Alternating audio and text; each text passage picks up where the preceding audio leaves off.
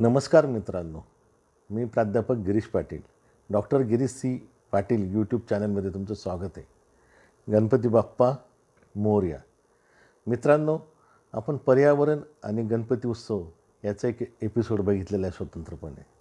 आता पर्यावरण सांभाळताना आपल्याला लक्षात येतं की आपण शाडू मातीच्या गणपतीचं एक चळवळ राबवली होती, एक अभियान होतं आणि त्या अभियानाअंतर्गत चांगल्या प्रकारे प्रतिसाद मिळाला।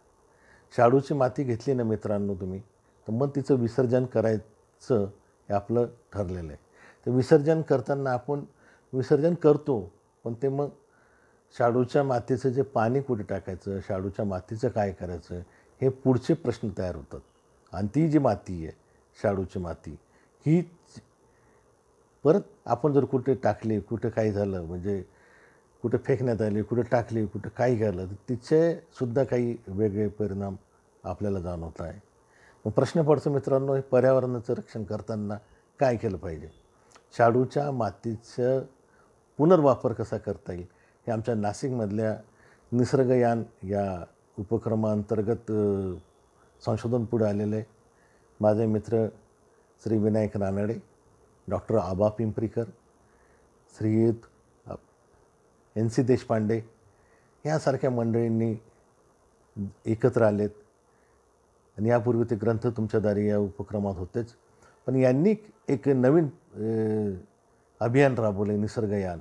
आणि ते अभियान म्हणजे असं की तुम्ही शाडूच्या मातीचा जो गणपती तिचं विसर्जन केल्यानंतर त्या मातीचं पुनर्वापर कसा करता येईल, हा एक नवीन प्रयोग नाशिकमध्ये केला जातो आहे।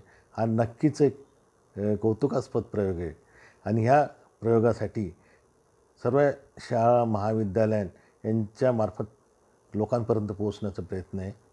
निसर्गयान संस्थेने हा प्रयत्न केलेला आहे आणि या शाडूच्या मातीचं परत पुनर्वापर कसं करता येईल, परत मूर्तीसाठी कसा वापरता येईल, असा एक अभिनव प्रयोग नाशिकमध्ये सुरू आहे। आणि या प्रयोगाची तुम्हाला माहिती देण्यासाठी मी हा खास व्हिडिओ बनवलेला आहे। मित्रांनो, मी या एपिसोडमध्ये तुम्हाला ते कसं करायचं, पुनर्वापरसाठी काय करायचं, याचे स्वतंत्र व्हिडिओ देतो आहे तुम्हाला। आणि अधिक माहितीसाठी नंबर पण देईल आणि माहिती पण पाठवणार मी डिस्क्रिप्शनमध्ये। एक माहिती तुम्हाला निसर्गयानमार्फत मी येतो आहे तुमच्या पुढे। आणि तुम्ही शाडूची माती जर गणपतीची घेतलेली असेल मूर्ती, तर तुम्हाला विसर्जनासाठी काय केलं पाहिजे, हा एक नवीन प्रयोग तुम्ही करून बघा, एवढीच तुम्हाला विनंती। या निमित्ताने मी तुमच्यासमोर आलो, तुम्हाला ही माहिती दिली, याचा वापर करा। याच्या पुढे मी तुम्हाला व्हिडिओ दाखवतो, तो व्हिडिओ अवश्य काळजीपूर्वक बघा आणि काही असलं तर संबंधितांचे नंबर दिलेत, त्यांना कॉन्टॅक्ट करा। हेच, धन्यवाद।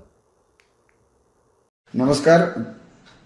ग्रंथ तुमच्या दारीच्या निसर्गाच्या माध्यमातून अनेक संस्थांच्या मदतीने आपण यावेळी शाडू माती रक्षक म्हणून काम करूया।